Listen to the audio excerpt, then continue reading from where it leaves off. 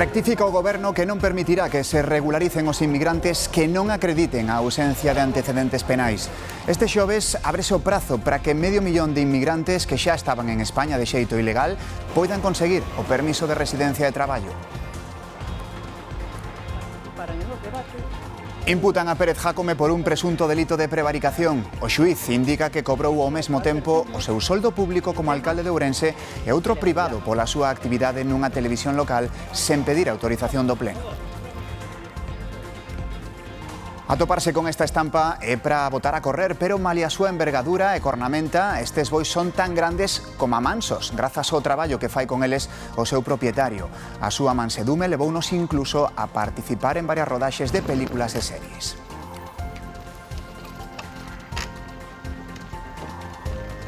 Boas noites. O Consello de Ministros aprobou o proceso extraordinario para regularizar 500.000 de inmigrantes que xa están en España. A partir deste xoves, as persoas que se atopen de xeito irregular no país poderán tramitar un permiso de residencia e traballo sempre que cumpran uns requisitos. Poderán acollerse a este proceso os inmigrantes que chegarán a España antes do 1 de xaneiro deste ano e que residirán aquí polo menos 5 meses seguidos. Ademais, terán que acreditar que non teñen antecedentes penais e non chega cunha declaración responsable. Ten que demostrarse cun certificado do país de orixe. Cuando la situación en el país de origen sea difícil, a través del Ministerio de Justicia, vía diplomática, se puede ayudar y dar más plazo para que el interesado obtenga ese certificado de antecedentes penales, que es un requisito sine qua non. As solicitudes poderán presentarse de xeito telemático a partir do xoves e presencialmente dende o luns da semana que ven. Os beneficiados recibirán un permiso de residencia e de traballo dun ano válido en España, pero non no resto da Unión Europea. Su aportación nos permite crecer económicamente. Este proceso é froito dun acordo con Podemos. Queremos que estéis aquí, que trabajéis con nosotros y que tengáis derechos. Nunha carta á cidadanía, Pedro Sánchez defendeu a 7ª regularización que se leva a cabo en España e dende a China apelou á oposición. Yo lo que le pediría al Partido Popular es que escuche a la patronal, que escuche a la Iglesia Católica y, por supuesto, que sea coherente con su propia historia. Porque ellos también han regularizado inmigrantes. Pero o Partido Popular está en contra. Porque perjudica a quien cumple, a quien trabaja, a quien cotiza, a quien aporta, al que ha entrado de forma legal. Os interesados deberán presentar toda a documentación antes de que acabe xuño. Empezamos la votación. O Congreso rexeitou a proposición de lei de Junts para prohibir o uso do burka e o niqab nos espazos públicos. Ningún partido do hemiciclo, agás os propios impulsores, apoiou a norma. Esquerra e PNV abstivéronse e PP e Vox, que a priori están a favor da medida, votaron en contra porque a proposta incluía tamén a delegación de competencias sobre fronteiras a Cataluña. Dese proceso aberto de regularización dos inmigrantes falou o presidente da Xunta. Alfonso Rueda lamenta que as comunidades non fosen consultadas para esta legalización masiva. Cree que o proceso se tiña que consensuar cos territorios onde van traballar e vivir os inmigrantes. Necesitamos que venga gente, necesitamos que venga de forma ordenada. Y esta regularización masiva que está haciendo el Gobierno tendrán que explicar con qué finalidades. Sinceramente, creo que no es esto se puede hacer muchísimo mejor y es una lástima que al final las comunidades autónomas, que tendremos que ser las que atendamos a toda la gente que se vaya incorporando con la regularización, no hemos sido consultadas en ningún momento. Hoxe escoitamos a Pedro Sánchez falar do procesamento da súa muller, Begoña Gómez. O presidente do Goberno confía en que se faga xustiza e que o tempo poña a cada un no seu sitio. A decisión do xuiz Peinado volveu coller a Sánchez de viaxe no estranxeiro en China, referiuse ao procesamento de Begoña Gómez por 4 delitos. Yo lo que le pido a la justicia es que haga justicia. Que la justicia haga justicia. Y como estoy convencido de que el tiempo va a poner todo y a todos en su sitio, pues no tengo que decir nada más. E aquí en España pronunciáronse o resto de partidos en sumar coinciden co ministro de Xustiza, Félix Bolaños. Sí que efectivamente me parece sorprendente. Tamén Podemos centra a súa crítica na xustiza. Belarra di que é necesario democratizala. Para asegurar que no hay guerra sucia judicial. Mentres, Vox pon no obxectivo a Félix Bolaños. Esto es una república bananera, que es a lo que nos quieren llevar el Gobierno de España. Os populares aseguran que non é admisible a situación que se está a producir co procesamento da muller do presidente.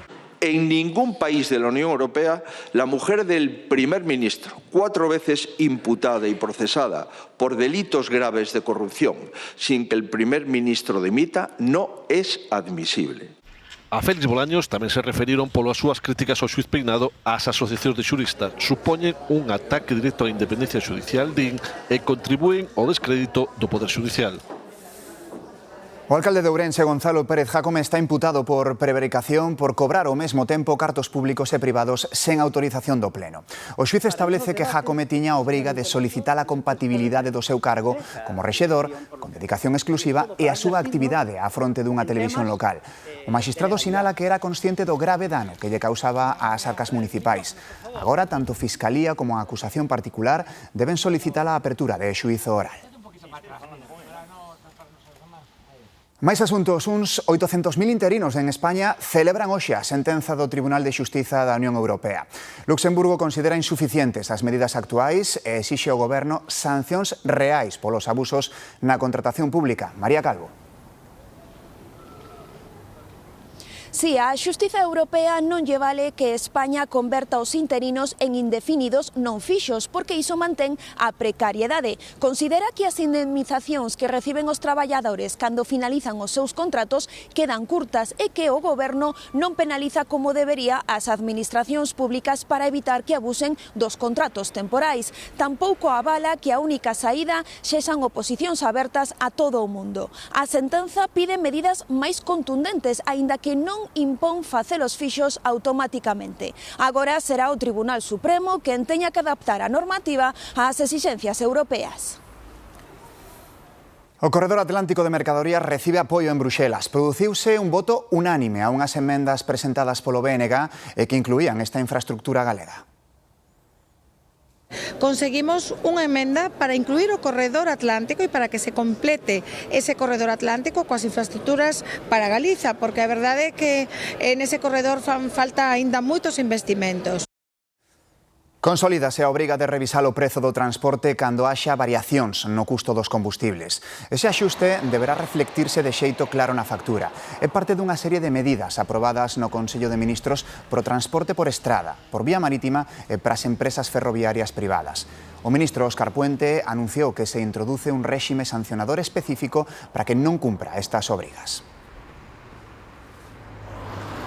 Con este conjunto de medidas buscamos algo muy concreto, que ninguna empresa tenga que asumir en solitario el impacto de una subida de costes que se externa a su actividad. Nova sesión do caso Máscaras. Un imputado na trama desta causa declarou esta tarde que a auditoría que encargou o ministro Óscar Puente foi un despropósito. O que fora responsable de xestión de persoas no Adif dixo que a auditoría que encargou o entón ministro de Transportes ocultou datos, e agora ministro de Transportes ocultou datos relevantes. O fiscal xefe anticorrupción sinalou que había múltiples ofertas de máscaras máis baratas que as da empresa favorecida pola trama. Do exterior, Donald Trump asegura que as negociacións con Irán poderían retomarse dentro de 2 días. Pakistán, anfitrión do primeiro encontro, enviou hoxe unha nova proposta formal para organizar outra reunión. As que comezaron hoxe foron as negociacións entre Israel e o Líbano. É o seu primeiro contacto directo en 30 anos. O obxectivo é desarmar a Hezbollah. Vigo acolle este ano o acto central do Día das Forzas Armadas o 30 de maio. O desfile aéreo e o terrestre presidido polos reis será en Samil e poderán velo aquí na Galega. Tamén a revista naval do día 29. Durante toda a semana haberá outras actividades para chegar á cidadanía o traballo diario do Exército. Estoy convencido de que Vigo será una magnífica sede para celebrar este importante día, ya que nos ofrece un escenario único y un sinfín de oportunidades para mostrar lo que somos y lo que hacemos. A empresa galega Eurovesa vai fabricar 12 novos blindados para o Ministerio de Defensa. Están preparados para transportar obuses e proxectís e irán destinados principalmente á brigada de paracaidistas. Vanse utilizar para operacións que requiren moita rapidez en escenarios complexos. Este novo contrato de Eurovesa está valorado en 2.700.000 euros. O IPC dispárase co maior incremento mensual dende hai case 4 anos. O dato definitivo de marzo queda no 3,4% en España e no 3,8% en Galicia. Entre os produtos que máis se encarecen continúan os ovos. E no caso do gasóleo, malia as bonificacións aplicadas, o seu prezo disparouse en marzo ata marcar un aumento interanual de case o 18%. Alfonso Rueda reforzará os lazos comerciais de Galicia cos empresarios chineses. Tendo en conta o potencial económico do xigante asiático, Rueda explorará novas oportunidades no eido da automoción e do turismo, claves para a economía galega. Con este obxectivo, o presidente Rueda visitará a China a próxima semana.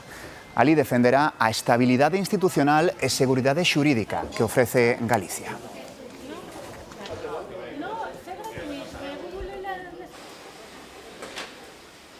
Tal día como hoxe, hai 100 anos, nacía Leopoldo Calvo Sotelo e Ribadeo acaba de inaugurar un ano de homenaxes. Estamos alí con Patricia Vilar.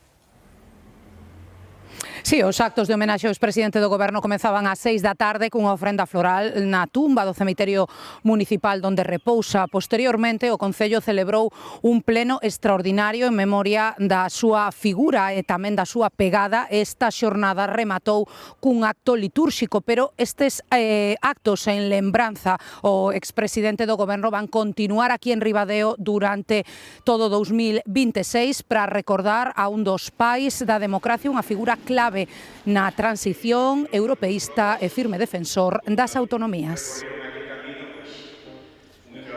Leopoldo Calvo Sotelo Bustelo acabou nacendo en Madrid hai agora 100 anos, pero a súa casa era Ribadeo. Me siento ribadense. Foi figura clave da transición, como ilustran estas imaxes de 1977 en que o vemos asinar os pactos da Moncloa. Tras a dimisión de Adolfo Suárez, foi presidente do Goberno. E iso que durante a súa investidura ocorrerá algo. Yo lo que pensé es, yo no salgo de aquí presidente del gobierno, no sé cómo saldré. Al principio pensé que a lo mejor no salía ni vivo. Pero Calvo Sotelo gobernou 21 meses entre 1981 e 1982. Devolver a los españoles la confianza que habían perdido, o por lo menos que habían puesto entre paréntesis el 23F. En 1986 España entraba na Unión Europea. Nos anos previos, o presidente Calvo Sotelo tivera un decisivo papel nas negociacións. E co seu goberno chegara tamén a cesión á OTAN, a lei do divorcio e a aprobación da maioría dos estatutos autonómicos, incluído o galego. Va a participar cada vez máis en el progreso de España e en el de Europa. No ano 2002, o rei concedeulle o título de Marqués da Ría de Ribadeo. Me quedaba con gusto aquí. Leopoldo Calvo Sotelo faleceu en 2008. Capela ardente no Congreso dos Deputados, avión e descanso eterno no cemiterio municipal de Ribadeo, a carón do seu pai e a súa nai. O rei Xoán Carlos está de novo en Galicia. Chegaba esta tarde a Sanxenxo, onde ten previsto participar nas regatas. Alejandro. Sí, Pablo, o rei emérito chegaba esta tarde ao aeroporto de Peinador e alí, como é habitual, era recibido a pé de pista polo seu amigo íntimo e tamén presidente do Real Club Náutico de Sanxenxo, Pedro Campos. E a esta hora xa descansa aquí na casa do seu anfitrión. Esta será a primeira visita do rei don Xoán Carlos deste ano aquí a Galicia, despois de que no mes de marzo tivese que cancelar outra visita pola situación en Oriente que afectou aos voos dende Abu Dhabi, onde reside dende o ano 2020. Nas últimas xornadas podemos velo tamén en Sevilla e en Francia. Ali, por exemplo, recibiu un premio polas súas memorias. Aquí en Sanxenxo, durante esta fin de semana, está previsto que participe nas diferentes regatas. Grazas, Alejandro. Máis asuntos. Unha muller resultou ferida na proba ciclista do Gran Camiño na Coruña hoxe esta tarde. A muller, segundo apuntan desde a organización, rebasou as barreiras de seguridade e cruzou a vía nun tramo en descenso en que os ciclistas poden acadar ata os 70 km por hora. Foi impactada por un ciclista. A muller foi posteriormente trasladada consciente e con pronóstico reservado ao complexo hospitalario da Coruña. Malia quedar ferido, o ciclista Diego López do TAFFER puido continuar e rematar a proba. Nada, choqué con una señora que estaba cruzando. Espero que esté bien. Y nada, eso. Simplemente una caída. Pero bueno, espero que la señora esté bien y no tenga ningún problema. Un veciño do ancián desaparecido hai 30 meses en Abadín é oficialmente o primeiro investigado pola súa morte. A xuíza tomoulle declaración este martes tras participar na reconstrución dos feitos. A Garda Civil cree que atropelou o home e que se desfixo do corpo. A comitiva xudicial chegaba a media mañá á aldea de Fontepresa, en Abadín, onde viron por última vez a Enrique Bolívar. O home de 82 anos desapareceu sen deixar rastro en setembro de 2023, despois de saír da casa para dar un paseo. A xuíza de Mondoñedo ordenou traer ata aquí o único sospeitoso, un veciño da mesma parroquia que cumpre condena en Bonxe por outro delito e que está investigado formalmente pola morte do ancián. A Garda Civil traballa coa hipótese de que o atropelou, que agochou o corpo no maletero e que queimou o coche en Ribadeo tras desfacerse do cadáver. Pero o acusado non recoñeceu os feitos e negouse a colaborar. Ahora mesmo está como investigado. Desde o principio, a verdade que a familia sospeitamos del. Polo feito de queimar o coche, de que era un veciño aquí cercano, todo relacionábamos todo isto. Non viñera as búsquedas, cando é un pueblo pequeniño todos nos conocemos. A investigación está aberta e, aínda que todos os indicios apuntan ao acusado, hai moitas incógnitas en resolver. Se o atropelo foi intencionado ou accidental ou onde está o corpo de Enrique, xa que dan por feito que se desfixo del antes de queimar o coche.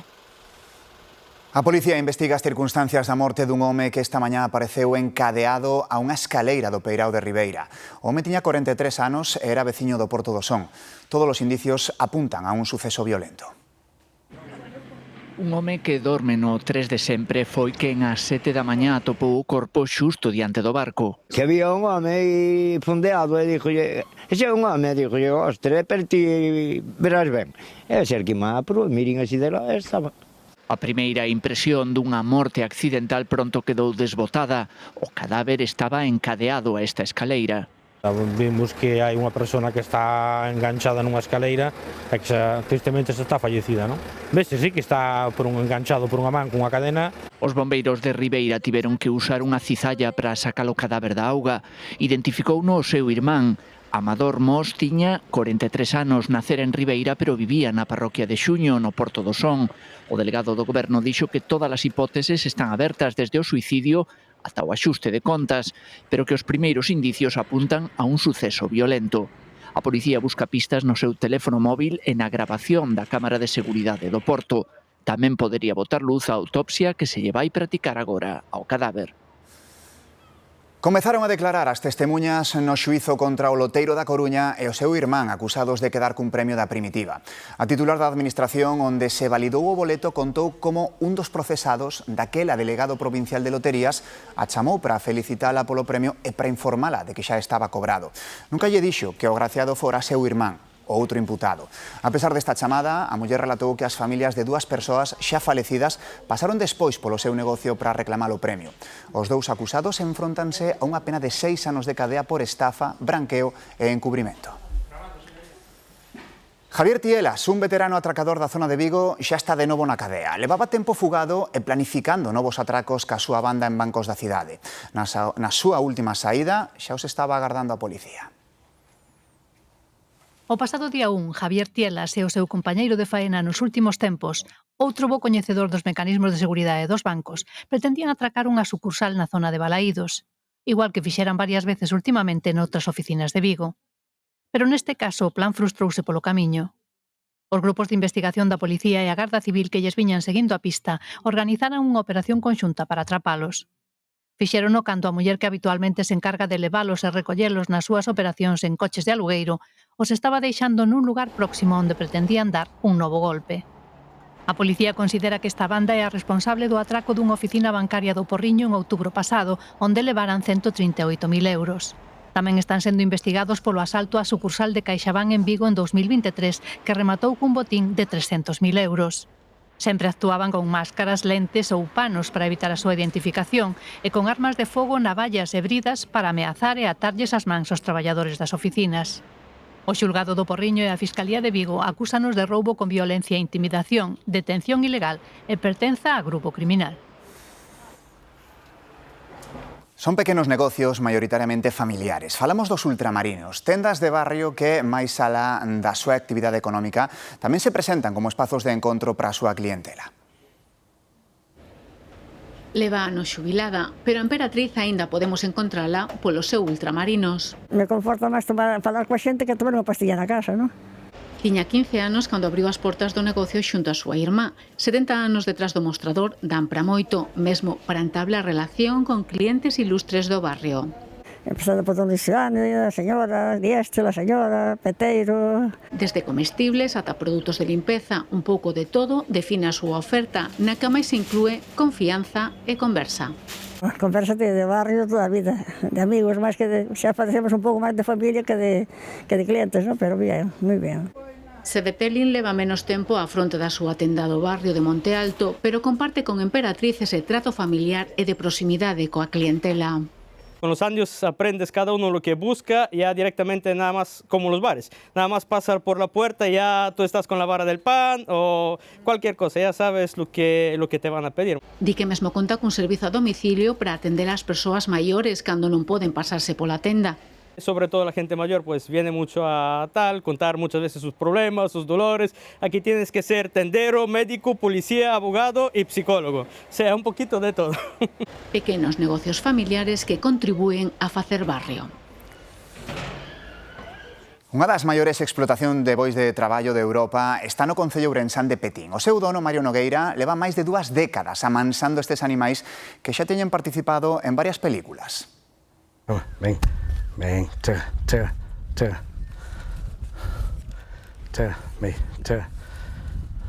Son a última incorporación de Mario á súa explotación en Petín. Trátase de bois da raza Ramo Grande das Azores. Aquí conviven con outras 4 razas autóctonas.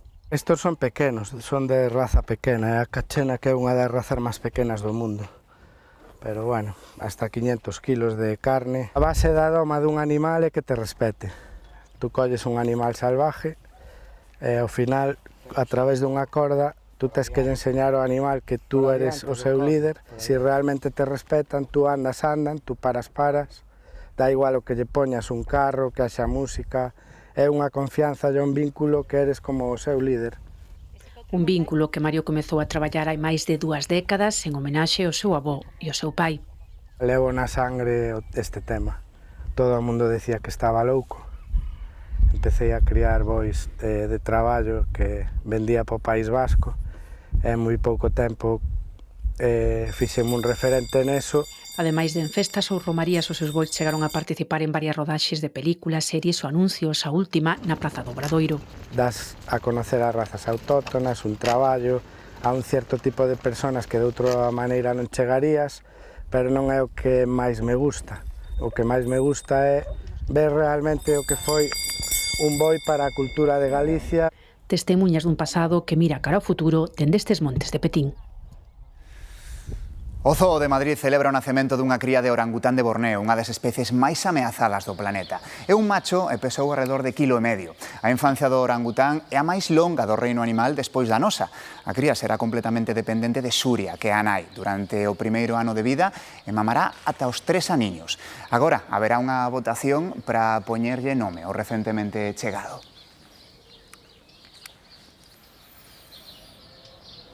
Tal día como hoxe, esta noite concretamente en 1912, ocorrería un dos accidentes marítimos máis famosos, o do Titanic. Como crían que era imposible afundilo, non tiñan as medidas de seguridade necesarias, saben que o accidente rematou en traxedia, con case 1.500 mortos. Agora haberá un Titanic 2, e non falamos da película senón do barco. Un magnate australiano quere reconstruílo fielmente e completar a ruta que o original quería e non puido facer. Southampton, Nova York. Se todo vai ben, estará listo pro ano que ven, nunha combinación da elegancia do pasado ca tecnoloxía do presente. Por suposto, ca icónica escaleira imperial e os luxosos salóns inspirados na Belle Époque. Dis que segundas partes nunca foron boas. A primeira tampouco resultou precisamente un éxito, pero seguro que haberá pelexas por un billete. Feliz noite, ata mañá. And spaces between